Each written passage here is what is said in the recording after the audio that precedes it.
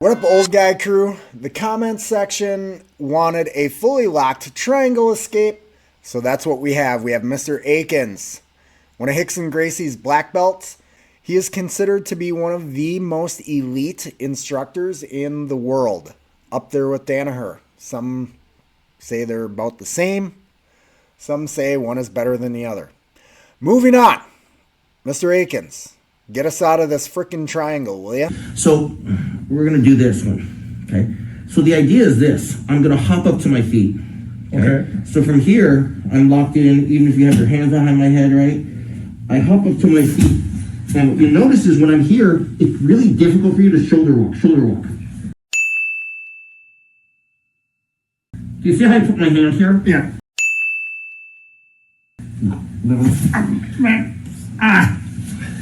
Boy, isn't that something? Pretty easy. This is not actually a stack pass. You'll see why. And then the other thing you might have a concern about is the arm being left behind and is in danger for an armbar. So we're going to cover that as well, how to deal with a potential armbar. The first thing, though, is how does this bad boy work? Let's talk about it. So, man, it goes right on my spine, kind of. Yeah. So what am I doing? What I'm doing is very, very different than stacking you. Okay. If I stack you, if I drive into you and stack you, what happens, what you notice is all your vertebrae, all the vertebrae in your spine basically start to round.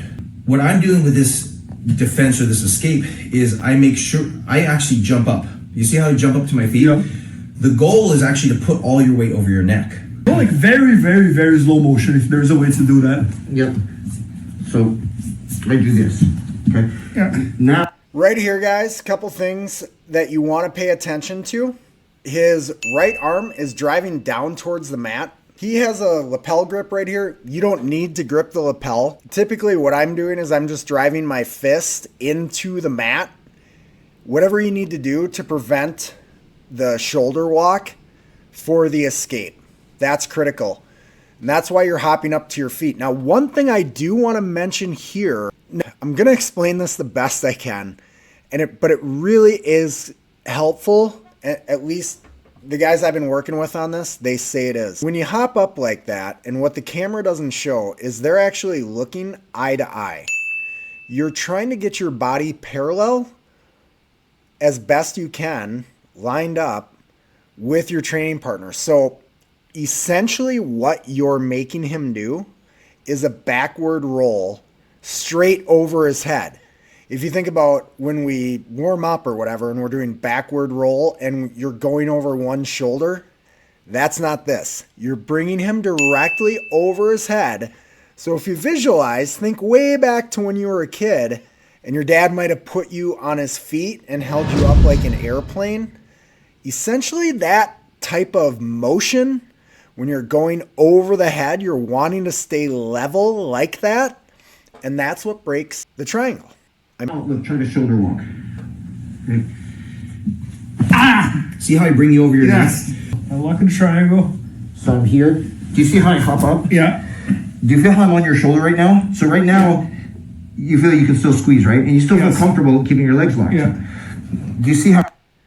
Right there. That is so critical. That is what I was referring to. When he first started, he was over Bernardo's right shoulder. Then he moved directly over his head. Now watch how he carries himself. He's not trying to stack or even drive his head into the mat. Nothing like that. Think I'm daddy's airplane on his feet. I shift to the middle. Yeah. And now look, I bring your weight over here. You feel that? Yeah. Do you see that plane? He carried it or held it steady like a plank straight out, which is what broke the triangle. Yes.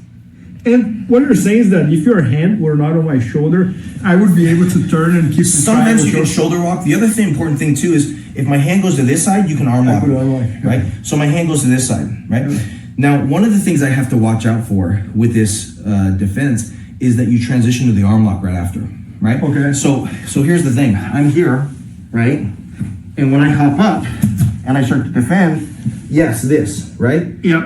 And so that's one of the things I know I have to worry about. Okay. So as soon as you transition your leg, look what I do. I just put my belly in. And it goes to side control. I just push my belly forward. So Guys, that's legit.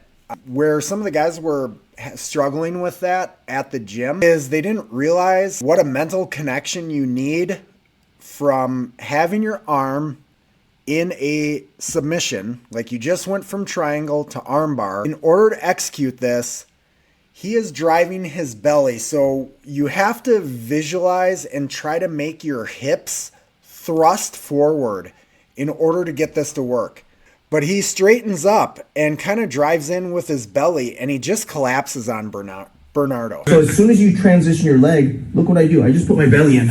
And it goes to side control. I just push my belly forward. So what happens is look, this is a last ditch escape, right?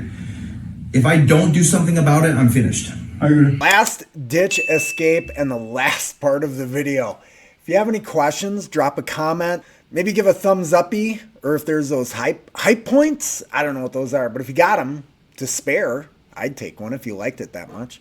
Anyways, I appreciate you checking out the video. We'll see you at the next one.